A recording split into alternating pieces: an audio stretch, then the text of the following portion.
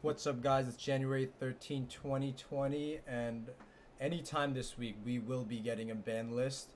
I just want to take my time to talk about three cards that have legitimately changed, warped the game for the past year. And the first card, Mobilize Engage. This card has to be on the list.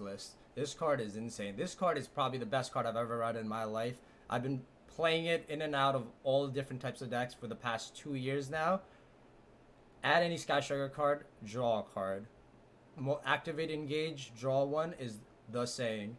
This card, I don't think it has any weaknesses besides the second card on this list, but currently it's seeing play in the one of the strongest decks that this game has ever seen, Orcus Striker.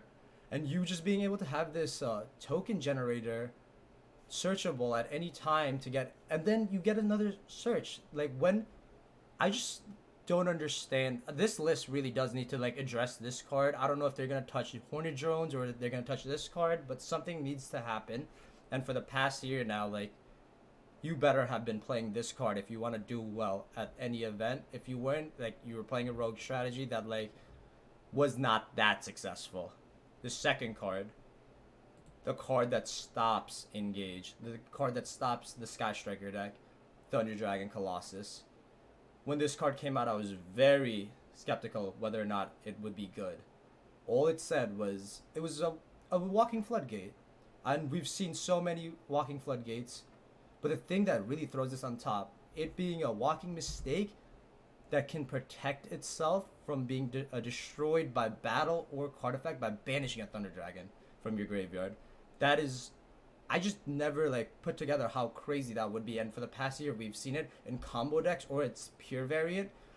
Its popularity might be also because it counters the first card, Mobilize Engage. But this card, if you play a tier 2 deck, your out to Colossus isn't there. You have to send it to graveyard in some manner, and there's not many ways to do that until the third card on this list. And let's talk about that real quick.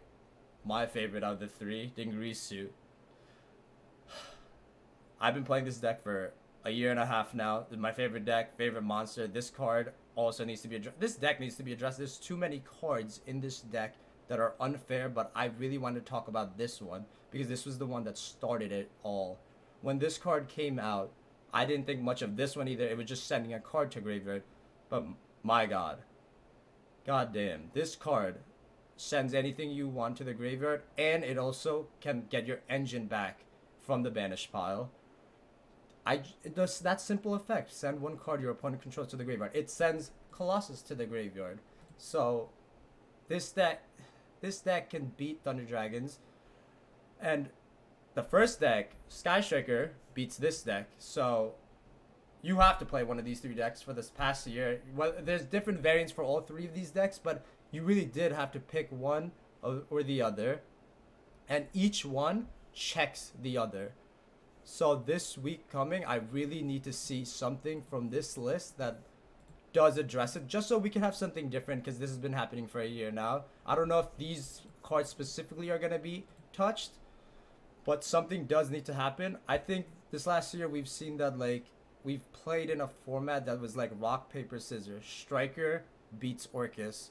Orcus beats Thunder Dragon. Thunder Dragon beats Striker.